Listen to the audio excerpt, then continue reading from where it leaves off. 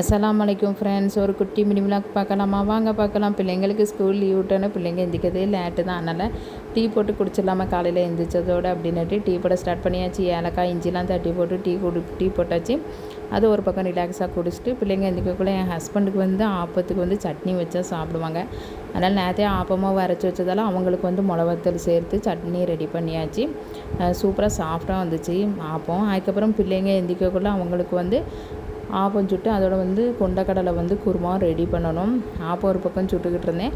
என் ஹஸ்பண்டுக்கு முதல்ல சுட்டு கொடுத்தாச்சு. ஏன்னா அவங்க காலையிலே எந்திரிச்சிட்டாங்க. அதனால் அவங்களுக்கு ரெடி பண்ணி கொடுத்துட்டு அதுக்கப்புறம் பிள்ளைங்க எந்திரிக்கவே 9 மணியை தாண்டிட்டு, அதனால் அவங்களுக்கு குருமா ரெடி பண்ணி கொடுத்து அதோட அவங்களும் சாப்பிட்டாச்சு.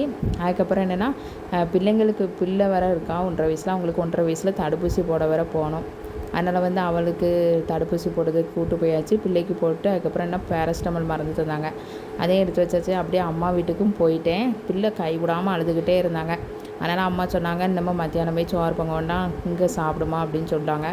சரிம்மா அப்படின்னு சொல்லிட்டு வீட்டில் இருந்தேன். அதுக்கப்புறம் என்ன என் பிள்ளைங்க வந்து டிவி பார்த்துக்கிட்டு இருந்தாங்க. எங்கள் அம்மா சிக்கன் வாங்கியிருந்தாங்க. இன்றைக்கி பிள்ளைங்க சிக்கன் பிரியாணி கேட்டுக்கிட்டு இருந்தாங்க. ஏன்னா பிள்ளைங்க ஸ்கூல் லீவில் இருக்கிறதால பிள்ளைங்களுக்கு chicken biryani, chicken 65, chicken roast கேட்பாங்க. அதனால் இன்றைக்கி வந்து சிக்கன் ரோஸ்ட் ரெடி பண்ணிடலாம் அப்படின்ட்டு பிரியாணியும் ரோஸ்ட்டும் இஞ்சி வெள்ளப்பூடு பேஸ்ட்டு வேறு அம்மா வீட்டில் காலி ஆகிட்டு, அதனால் அதை ரெடி பண்ணி கொடுக்கலாம் அப்படின்ட்டு உரிச்சு கொடுத்துக்கிட்டு இருந்தேன்.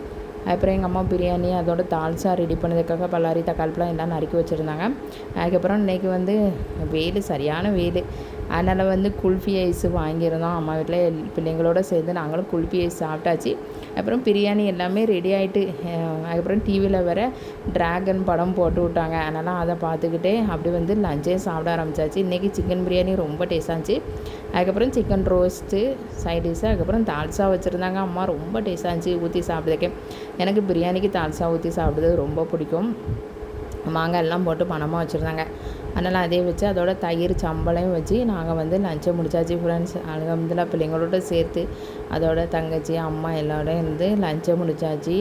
அதுக்கப்புறம் இன்றைக்கி லஞ்சை சாப்பிட்டுட்டு பிள்ளைங்களோட அதுக்கப்புறம் எங்கள் அம்மா ஈவினிங் போல் டீ போட்டிருந்தாங்க. நல்லா இஞ்சி தட்டி போட்டு டீ போட்டதெல்லாம் அவங்க குடிச்சிட்டு அப்படியே நம்ம வீட்டுக்கு வந்தாச்சு. இந்த டே எனக்கு சூப்பராகவே போச்சு.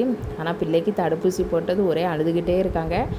அதுக்கப்புறம் வீட்டுக்கும் போயாச்சு. இந்த மாதிரி விழாக்கு உங்களுக்கு பிடிச்சிச்சுன்னா லைக் பண்ணுங்கள்.